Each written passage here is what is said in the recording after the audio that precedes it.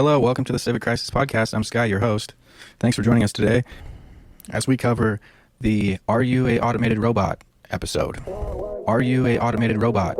This is a crisis that is largely being ignored, and today we're going to confront it. If you've watched our previous episodes, then you know that I have been very bashful, almost sort of non-confrontational as I confront these crises. And I do that because I don't want to sound like a know-it-all or show arrogance when I'm trying to be humble as we approach these crises and as a peer rather than as a higher person. I'm no better than anybody else. I just want to bring the information that's so important to everyone. I want to bring that to the forefront so we can be aware. So thanks so much for listening and joining us today. Now, let's dive right in. Let's just cover this Bloomberg article titled Robots Encroach on up to 800 million jobs around the world. And if you look into the article here, one quote from it says, greater automation could worsen income inequality. I'm going to be very definitive when I discuss this because I have a definiteness of purpose about what I'm trying to do here as I bring this to your attention. Now, to go back into that article, in a report released Tuesday, economists Ziad Daoud and Scott Johnson said that as many as 800 million people face the risk of their employment becoming obsolete. The Gulf Cooperation Council, Czech Republic, Slovakia, Japan are the most vulnerable to disruption from automation, they wrote. Those economists are right on with what we're covering today. However, there's a lack of connection to the gravity of this and the impact of this, or it's disconnected from reality because what we're discussing here it's just of such high importance. You're talking about hundreds of millions of people's livelihoods and their employment and vocation becoming obsolete and the hundreds of millions of people being out of the job. Look at this Yahoo Finance article. Automation could replace up to 800 million jobs by 2035, Bank of America, Merrill Lynch. Okay, going in here, it says some half of all the jobs worldwide, or 800 million jobs, are at risk of becoming obsolete by 2035 due to the rise in automation. That's an assessment from a new report written by the Bank of America, Merrill Lynch. I don't even want to go into this further because, and maybe I will because there's some statistics that are interesting. However, it's not getting to the gravity of this. Okay, here's an article from BBC News. Robot automation will take 800 million jobs by 2030, report. Now that is more direct. This is what we're going to focus on. Robot automation will take 800 million jobs by 2030. This report in this BBC article quotes the new report from a consultancy. The study of 46 countries and 800 occupations by the McKinsey Global Institute found that this is what they found. So that is more appropriate regardless whether you want to say 2030, 2035. I think the more accurate number is today, right now, within the next few years. And of course, it will continue to become a rising number of the amount of jobs being replaced, humans being replaced by robot automation. That number will just continue to rise as the years go on. However, it's already begun. And this report says 800 million jobs by 2030. So I just want to put that into context because if you look at the United States and the number of jobs that exist in the United States in 2019, 157.5 million jobs in the United States. 2020, that number dropped to 147.8 million jobs. And projections show 2022, that number increasing to 159.8 million jobs. So let's say it's 160 million jobs in the United States that exist. Okay, well, automation is looking at replacing 800 million jobs around the world. No doubt in the United States, more than half of the existing jobs will be replaced by robot automation. Now, one of the talking points about this is that this new technology will bring opportunity for new jobs. Okay, and I agree. However, it's nowhere near adequate to replenish the economy from all the people who will be out of work. The World Economic Forum says machines will create 58 million new jobs, for example, is what we're looking at here when we read this. This article from Tech Jury, fascinating stats and facts on job loss due to automation. I could read some of the data points here, but it says we're at risk of losing 800 million jobs worldwide by 2030. 80 million jobs in the United States, and that's a conservative number. 80 million jobs in the United States is more than half. And the World Economic Forum says worldwide machines will create 58 million new jobs. There's an extreme deficit there of more than 742 million jobs lost that will not be replenished and new jobs will not have been created for 742 million people. As you can see, this crisis is the most pressing emergency facing the world and our country and our economy and our livelihoods today. If you recall, if you have had this experience, such as I have, walking into McDonald's and seeing that nobody is there to actually take your order, only a touch computer screen where you make your selections and then pick up your order when it's ready from the workers behind the counter. The most normal kind of down-to-earth example, you go to pick up a coffee in the morning from your McDonald's and you have to order it through a robot, and that is taking somebody's job. But imagine that on a mass context, and you're talking about 800 million at least. I mean, those numbers surely would just continue to rise. So this big fourth industrial revolution is actually mega powerful corporations and economic powers investing massively into making humanity obsolete in the economy. That's what's happening here. So from the McDonald's workers being replaced, and no doubt it will become fully automated, to everything else. Banks, let's see, there's some articles and they talk about the industries that will be most affected. This Yahoo article that we mentioned also goes into discuss how worldwide the U.S. and China, it's sort of like an arms race and a trade war to reach the superiority in technology over quantum computing, big data, 5G, artificial intelligence, electric vehicles, robotics, and cybersecurity, etc. However, a lot of that can fly over the heads of a lot of people. No doubt many people understand this threat. The focus point of our podcast today, the main point we're focusing on is how this will affect your life, potentially replacing you and your job. Or rather, within the next 8 years, as this says, by 2030, 800 million jobs will be replaced. That is not a positive forecast. And what it means is that your job or your supervisor's job or your entire industry may be made obsolete. I would love to dive into some more statistics, and I think we're going to do that right when we get back from the short break. But I will leave you with this. And again, these are conservative numbers. 1/3 of the workforce in richer nations such as Germany and the U.S. May need to retrain workers for other jobs. Machine operators and food workers will be the hardest hit earliest on. Again, that's a bit conservative. How are you going to alarm people by saying all of the jobs or a majority of the jobs will be replaced by robots? I don't even think people comprehend, and that's why we're covering it sort of thoroughly in this podcast today. So we're going to a short break, but before I do, I just want to repeat that. 1/3 of the workforce in rich nations like Germany and the United States will need to retrain workers.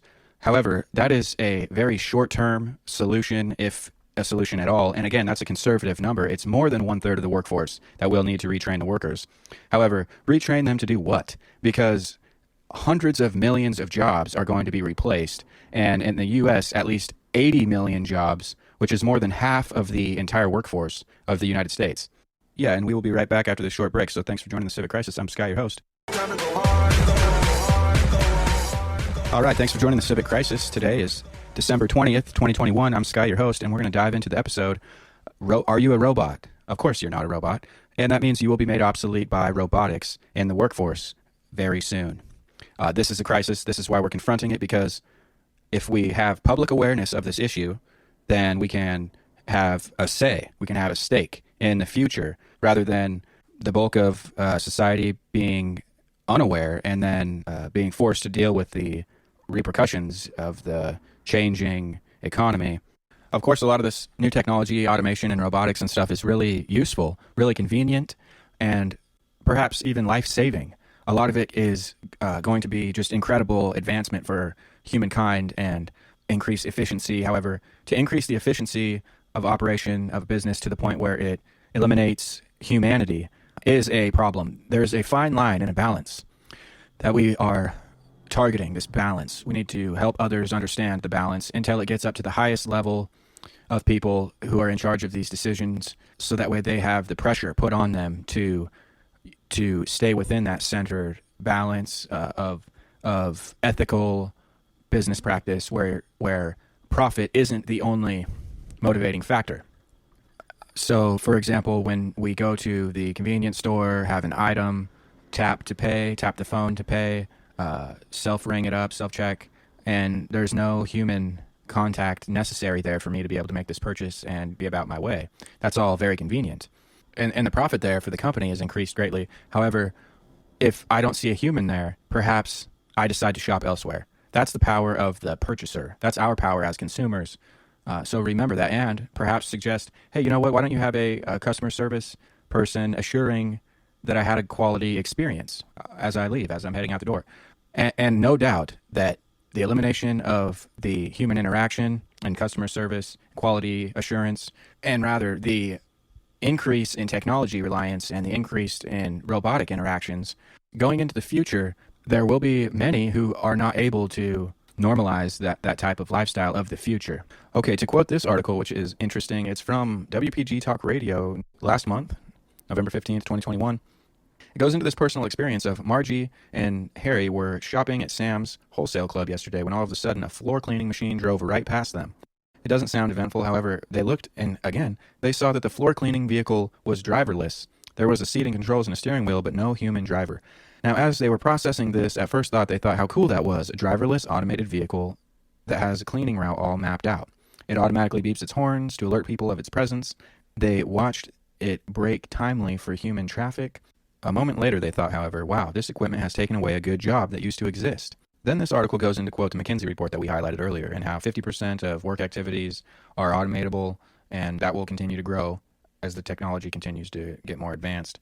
They go into talk about 6 jobs that will be gone by 2030. Taxi driver, administrative assistants, store cashiers, fast food cooks, administrative, legal jobs, taxi drivers, travel agents, jobs that won't be eliminated, however, lawyers, human resources positions, trades jobs, information technology analysts, radio talk show hosts. And that was a joke because this is, of course, a radio talk show article we're reading from here. However, let me go back into what they said would not be automated. Lawyers.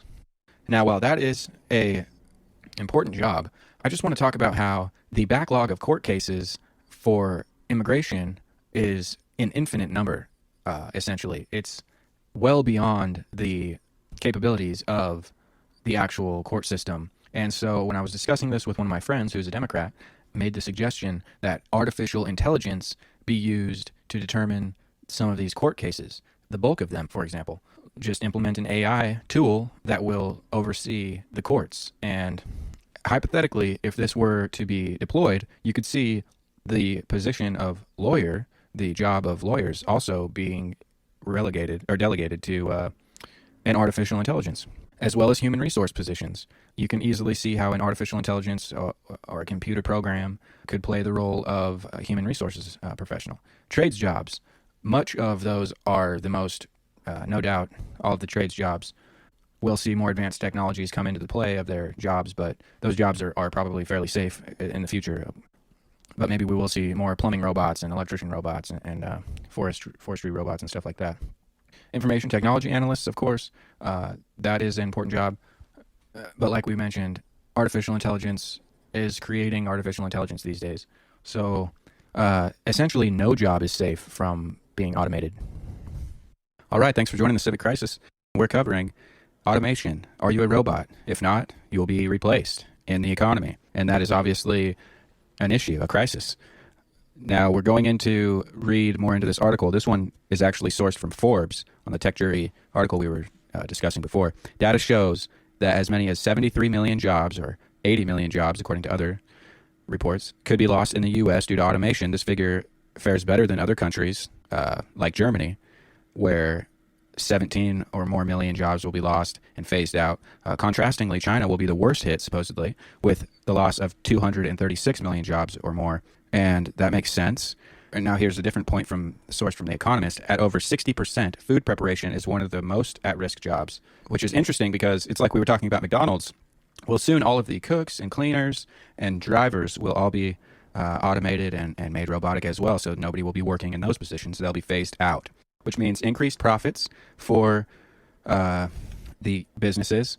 However, for society at large, it means vastly decreased livelihoods, vastly decreased economic opportunity. What does that mean? If people are all phased out and they can't afford the cost of living, what should they do? Well, Switzerland has introduced the new technology of assisted suicide pods, where you get into the pod and it kills you in a very short period of time. This may be the solution that others want to present. Well, we certainly don't. We want to find a way to keep these people working. We want to help society come to grips with the facts of reality that we face as we go further into the future here. In the very short term, we're going to have to face this crisis, and it's better that you're aware today. So thank you so much for joining us. And let's just discuss how there is a movement out there that believes that the world is overpopulated.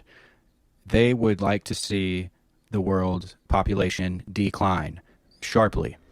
Now, with hundreds of millions of people being faced with job loss, so there must be a movement out there to normalize people being and becoming obsolete. There's a movement out there that wants to describe life as too much of a burden, and maybe you should just give it up because you'd be better off if you were dead. Well, when we get back from a short break here, and I know this is difficult to deal with, when we get back from a short break, we're just going to cover a few articles that have that point of view, and then we'll try to come all the way back around to the beginning here and how we discussed the gravity and the actual impact and getting your head around the reports that show 800 million jobs or more will be made obsolete and will be replaced by robot automation. So this is the Civic Crisis. Thanks for joining us. We'll be right back. All right, thanks for joining the Civic Crisis. Here we go with an article from conserveenergyfuture.com. Overpopulation, causes, effects, and solutions. Overpopulation is an undesirable condition where the number of existing human population exceeds the actual carrying capacity of Earth. Now, of course, that's subjective because who determines the actual carrying capacity of Earth? Of course, there is a limit in any given area, but a vast majority of the Earth is land that is not being used. Okay, so the majority of Earth's land is not actually being used by humans, and rather humans are in these urban, highly urbanized areas. But we're going into this article a little more here, and it says, growing advances in technology with each coming year has affected humanity in many ways. The ability to save lives, create better medical treatment for all, and this has directly resulted in increased lifespan and growth of population. The images here make people look to be like a plague. This other article from BBC, here's one from stophavingkids.org, okay, and they go to say, we believe that all humans should stop having kids. This one's from The Guardian, would you give up having children to save the planet? Here's one from CNBC, climate change is making people think twice about having children. Here's an opinion from the New York Times, the end of babies. So this is everywhere. Science proves kids are bad for the earth. Morality suggests we should stop having them. That's NBC. And they make babies look like aliens, disgusting aliens. So this viewpoint wants to make humanity disgusted with itself. And we think the exact opposite, of course. These babies are beautiful. Food is delicious. Nature is wonderful. Get some fresh air. Practice your good habits, and do your part to be responsible for what your impact is on the environment, whether that's recycling cardboard or whatever it is. In fact, Civic Crisis, before we became a startup, I myself would go out and clean up garbage from parks and environmental areas and nature areas. We would also clean up graffiti.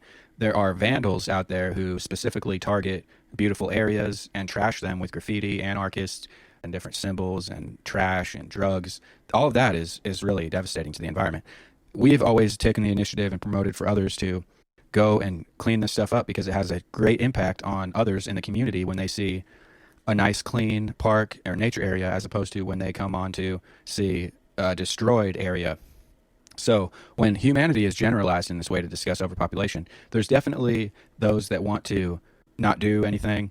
There's those that want to do more to clean up the environment and society and our communities and parks. And then there are those that want to destroy it and wreck everything. Well, I think that has something to do with this article here. The people who want you to stop having babies. This is published 2019 at BBC, August 2019. They believe humans shouldn't have children, and how far are they willing to push their ideas? I could go in to read this further, and it says that these ideas date back to ancient Greece. However, that's beside the point. It's a very difficult topic, but this is all related because, well, first of all, on a separate point, 800 million jobs will be made obsolete and replaced by robotic automation. So hundreds and hundreds of millions of people will be jobless, and there will be no jobs for them to work. At the same time, the birth rate in the U.S. has fallen consistently. It's at the lowest point since the early 70s. U.S. birth rate hits a 35-year low, dropping by 60% since 2007 and by 73% since 1991. This quote from CNBC, January 2021, the U.S. may see underpopulation, not overpopulation, due to falling birth rate. Okay, now this is interesting. Demographers attribute the falling birth rates to both economic and social circumstances. In many cases, families opted against having children in the midst of the aftermath of the economic recession more than a decade ago. Note that the current economic inflation numbers are much higher, and the current economic crisis and recession unfolding perhaps may be worse than the economic recession of over a decade ago. Side note, but to get back to this article here, the nation's birth rate never truly recovered. But let's go into a different article here. The fact that births and fertility continue to decline despite a booming economy suggests that this is a permanent shift to a lower fertility regime in the United States, said Cheryl Russell, a demographer. There's an article here that we found discussing will births in the United States rebound? Probably not. That's published May 24th, 2021 in the Brookings Institute. And that is just sad. We need to have more American children. People need to, if they're able to have more American children, preferably, of course, with the right partner and healthy families. But to bounce back to the NBC article, science proved kids are bad for the earth. Morality suggests we should stop having them. We need to stop pretending that kids don't have an environmental and ethical consequence. That is the sick view that we're identifying as fraudulent propaganda. Although culturally controversial, this article goes on, the scientific half of this position is fairly well established. Several years ago, scientists showed that having a child, especially for the world's wealthy, is one of the worst things you can do for the environment. The second, morality aspect of the view, that perhaps we ought to have fewer children, is also being taken seriously in many circles. Indeed. And then the article goes on. The argument that having a child adds to one's carbon footprint depends on the views. It depends on the view that each of us have a personal carbon ledger for which we're responsible. So this goes into how they will surely roll out carbon taxes, carbon tracking. This stuff is madness. I don't want to go too off topic here, but you see how this point of view, this poisonous point of view, has dehumanized people and these poor children that they look at as environmental and ethical disasters. They look at these kids as if they need to die, which is a horrible viewpoint. Now, of course, there is an ideology behind this as well. The push, like we mentioned and have discussed today, the push for the end of babies, the push for ending the nuclear family and parenthood, the climate change hysteria. The solution to this was to, of course, import more refugees and migrants to have them come in to replenish the country. So what are all these people seeking work and a better life? What are they going to do? And there's no jobs for them. There's no jobs for the existing Americans. And then just flip back to the point of view that the earth is overpopulated. Okay, so here is this other article from The Hill we were looking for. With low birth rate, America needs future migrants. This was published 2019. The lower birth rate in America, no doubt due to the propaganda, the Planned Parenthood, the academic point of view that children are bad, the population size needs to be decreased vastly. That whole point of view also believes that we need to let all of these millions of illegal immigrants crossing the border, breaking the law, let's just let them all in.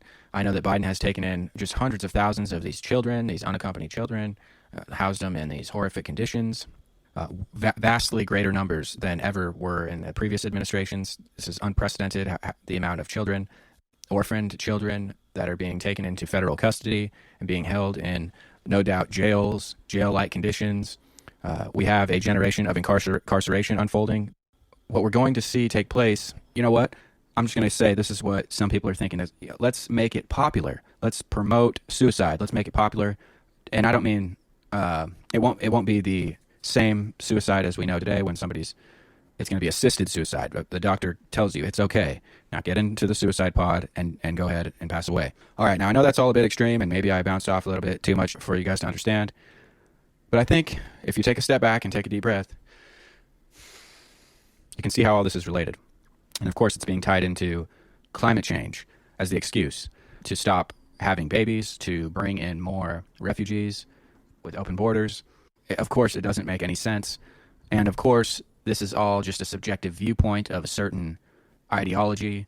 But the power of influence of these people is great, and they will, no doubt, and have already begun, normalizing these things for the people, rather than coming out and just telling everybody that hundreds of millions of jobs are going to become obsolete and that you need to stop having children.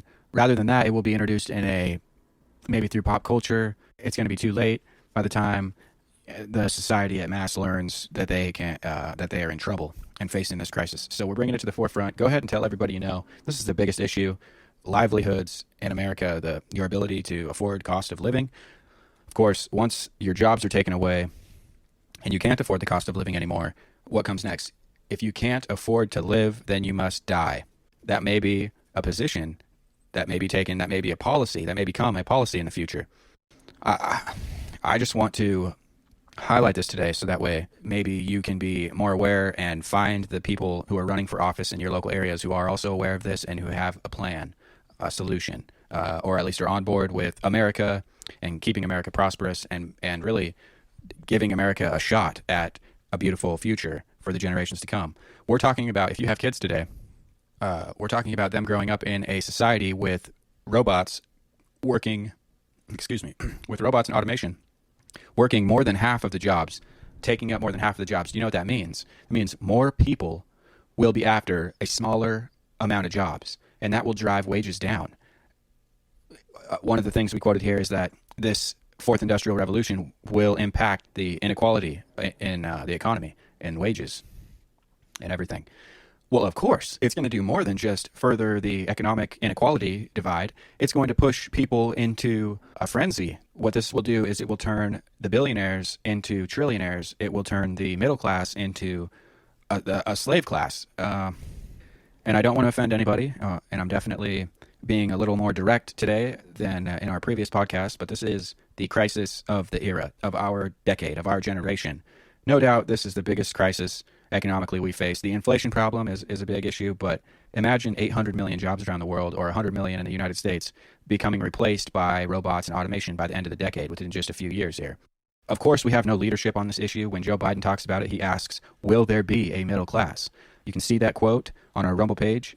Of course, small businesses will be prompted to adapt and implement this new technology, this new automation and robotic technology. Of course, big corporations out there have already begun implementing this type of automation. I've seen multi-million-dollar automation projects being rolled out in some of the biggest industries and for some of the biggest companies, and I've got to tour some of those facilities. It's already happening. It's already begun. It's happening very fast. We're going to see more of this, and then by the end of the decade here, just 8 years from now, it's going to be already fully implemented. 80 million or more jobs in the United States replaced, made obsolete, with less than a quarter new jobs created, less than a quarter of that. They say 58 million jobs will be created worldwide by this robotic automation. However, perhaps these people are over-exaggerating that number, even though it is highly deficient, because what we already have and are on the brink of is computers making computers, AI making AI.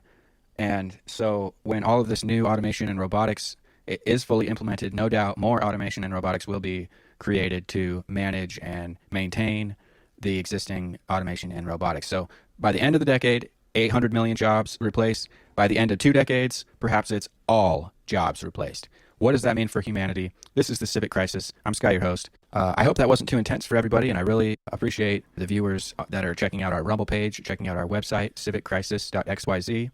That's the link. And then you can go into the crises page there to see more detailed data. We're going to try to do some interviews that will be coming up soon with some really awesome guests.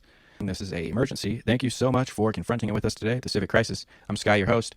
And this has been an update on whether or not your robot, are you automated? Are you an automation machine?